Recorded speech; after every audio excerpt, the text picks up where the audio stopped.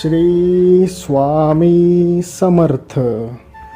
बाळा, आजचा हा संदेश तुझ्यापर्यंत पोचला याचा अर्थ तू स्वामी समर्थांचा भक्त आहेस.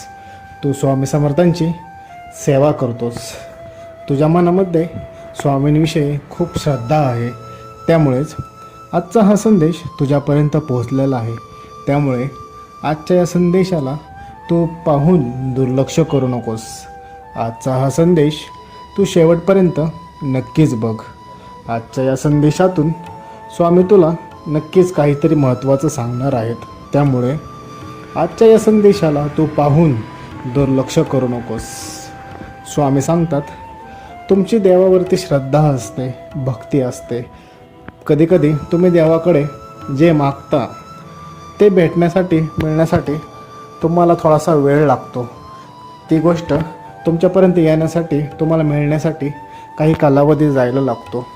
पण त्यामुळे तुम्ही नाराज होऊन देवावरती रागवता. आपण एवढी देवाची सेवा करूनसुद्धा, आपल्याकडे मनामध्ये देवाविषयी एवढी श्रद्धा असूनसुद्धा देव आपल्याला पावत नाही, अशी भावना तुमच्या मनामध्ये येऊ लागते. आणि मग तुम्ही देवावरती श्रद्धा सोडून देता.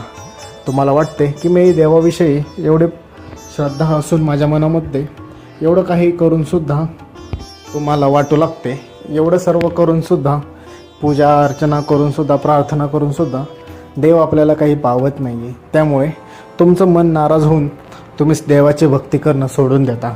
पण लक्षात ठेवा, देव तुम्हाला सर्व गोष्टी देत असतो. देवाला सर्व काही माहीत असते. त्याला तुम्हाला काय हवे आहे, काय हवे नको ते सर्व माहीत असतं. फक्त देव तुमची परीक्षा घेत असतं.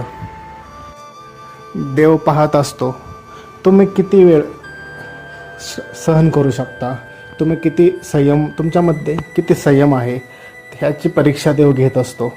देवाला तुम्हाला जे काही हवं आहे ते सर्व द्यायचेच असते. पण देव फक्त तुमची परीक्षा पाहत असतो. तुम्ही किती संयमाने वागता, किती शांतपणे परिस्थिती हाताळता, हे देवाला पाहिजे असते. त्यामुळे देव तुम्हाला ती गोष्ट देण्यापासून थोडासा विलंब करत असतो.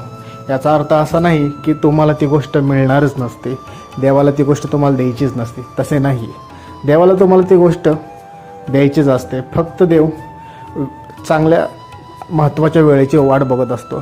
तुम्हाला जी गोष्ट ज्यावेळी हवी असते देव त्यावेळी देत नाही. तर तुमच्यासाठी कुठली गोष्ट कोणत्या वेळी उपयुक्त आहे त्यावेळी देव तुम्हाला ती गोष्ट देत असतो. लक्षात ठेवा, देवाला सर्व काही माहीत असते. तुम्हाला काय हवे आहे, काय नाही, तुमच्यासाठी काय उचित आहे, काय उचित नाही आहे, या सर्व गोष्टी या देवाला माहीतच असतात. त्यामुळे देव देखील तुम्हाला जे हवे आहे ते देण्यापेक्षा तुमच्यासाठी महत्त्वाचे काय आहे, उपयुक्त काय आहे ते तुम्हाला देत असतं. ते देताना फक्त देव तुमची परीक्षा बघत असतं की तुम्ही किती वेळ संयमाने राहता हे देवाला पाहायचं असतं. त्यामुळेच तुम्हाला एखादी गोष्ट देताना देव तुमची परीक्षा घेत असतो. ती गोष्ट देण्यासाठी देव थोडासा विलंब करत असतो. याचा अर्थ असा नाही की देवाला तुम्हाला ती गोष्ट द्यायची नसते. देव फक्त तुमची परीक्षाच घेत असतो. तुम्ही मात्र नेमकं याच परीक्षेमध्ये नापास होत असता. तुमच्यामध्ये जर संयम नसेल, काही गोष्टी सहन करण्याची ताकद नसेल, तर तुम्ही विनाकारण देवावरती शंका घेऊ लागता आणि मग देवावरती श्रद्धा ठेवणे सोडून देता. त्यामुळे तुम्हाला जे काही मिळणार असतं ते देखील मिळत नाही. त्यामुळे नेहमी लक्षात ठेवा, आपल्या देवावरती श्रद्धा ही कायम ठेवावी. तुम्हाला देव सर्व काही देणारच असतो. फक्त प्रत्येक गोष्टीचा एक ठराविक असा वेळ असतो. त्या वेळेनुसारच तुम्हाला त्या गोष्टी भेटत असतात. याचा अर्थ असं नाही की स्वामींना तुम्हाला ती गोष्ट द्यायचीच नाही आहे. स्वामींना ती गोष्ट तुम्हाला द्यायचीच असते. फक्त त्यासाठी थोडासा तुम्हाला संयम ठेवावा लागतो. त्यामुळे लक्षात ठेवा, देवावरती निस्वार्थ भावनेने श्रद्धा करत चला, देवाची पूजा करत चला, देवाची प्रार्थना करत चला, देवाची सेवा करत चला. त्याचे यश तुम्हाला हे नक्कीच मिळेल. स्वामी सांगतात, आयुष्यामध्ये आईवडिलांची सेवा करत चला. आईवडिलांच्या सेवेसारखं पुण्य कोठेच मिळणार नाही. आजकालची पिढी आईवडिलांसोबत राहायला तयार होत नाही. हे खरं सर्वात मोठी चूक आहे. लक्षात ठेवा, आईवडिलांची सेवा म्हणजे देवाच्या सेवेसारखेच आहे. जो व्यक्ती आईवडिलांची सेवा करतो असे समजले जाते की तो देवाची सेवा करत आहे. त्यामुळे त्या सेवेचे फळ त्याला नक्कीच भेटते. त्याने न मागता त्याला त्या सेवेचे फळ भेटत असते. देव त्याला काहीही आयुष्यात कमी पडून देत नाहीत. त्याच्या सर्व इच्छा आकांक्षा देव पूर्ण करत असतो. त्यामुळे नेहमी लक्षात ठेवा, आईवडिलांची सेवा करत चाला. त्यांना कधीही आयुष्यात अंतर देऊ नकात. त्यांना ज्या गोष्टी हव्या नको त्या सर्व गोष्टी देत चाला. त्यांचे आशीर्वाद नक्की तुमच्या जीवनामध्ये तुम्हाला उपयुक्त ठरतील. आईवडिलांचे आशीर्वाद हे सर्वांपेक्षा श्रेष्ठ असतात. लक्षात ठेवा, आईवडिलांच्या आशीर्वादामध्ये देवाचे आशीर्वाद असतात.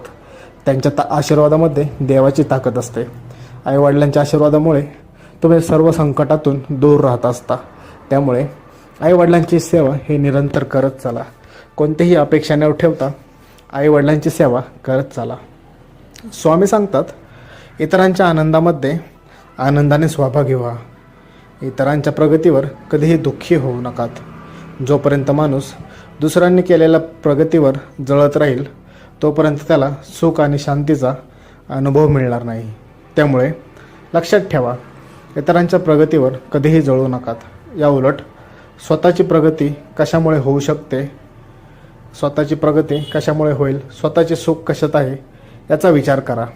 जीवनात आनंदी राहाल. नाहीतर तुम्ही कितीही सुखी राहण्याचा प्रयत्न केलात तरीही तुम्हाला सुख व समाधान लाभणार नाही. तुम्ही नेहमीच दुःखातच राहाल. तुमच्या नशिबात कधीही सुख येणार नाही. स्वामी सांगतात की लोकांचा जास्त विचार करू नकात. कारण ज्याच्याकडे काही नाही त्याला लोक हसतात आणि ज्याच्याकडे सर्व काही आहे त्याच्यावरती जळतात. त्यांना तुमच्याशी काहीही देणं घेणं नसतं. त्यांना फक्त तुम्हाला चिडवायचं असतं. त्यामुळे अशा व्यक्तींचा जास्त विचार करू नकात. अशा लोकांपासून लांब राहणे कधीही चांगलेच. कारण यातील कोणीही तुमच्या वाईट काळात तुमच्यासोबत उभे राहणार नाहीत. उलट ते तुमची मजा बघत राहतील. त्यामुळे लोकांचा जास्त विचार करू नका. तुम्हाला आयुष्यात जे हवे आहे ते करा. जसे जगायचे आहे तसे जगा. दुसऱ्यांचा विचार करत बसू नकात. स्वतःला जसे जीवन जगायचे आहे तसे जगा. इतरांच्या विषयी कधीही मनामध्ये वाईट विचार आणू नकात. स्वतःचे जीवन जसे हवे आहे त्या पद्धतीने जगा. फक्त तुमच्या जगण्याने इतर कोणालाही तुमच्या वागणुकीमध्ये त्रास होऊन देऊ नकात. त्याला दुसऱ्याला त्रास होईल असे कधीही कोणतीही गोष्ट करू नकात. आयुष्यात नेहमी सुखी व समाधानी राहाल. श्री स्वामी समर्थ.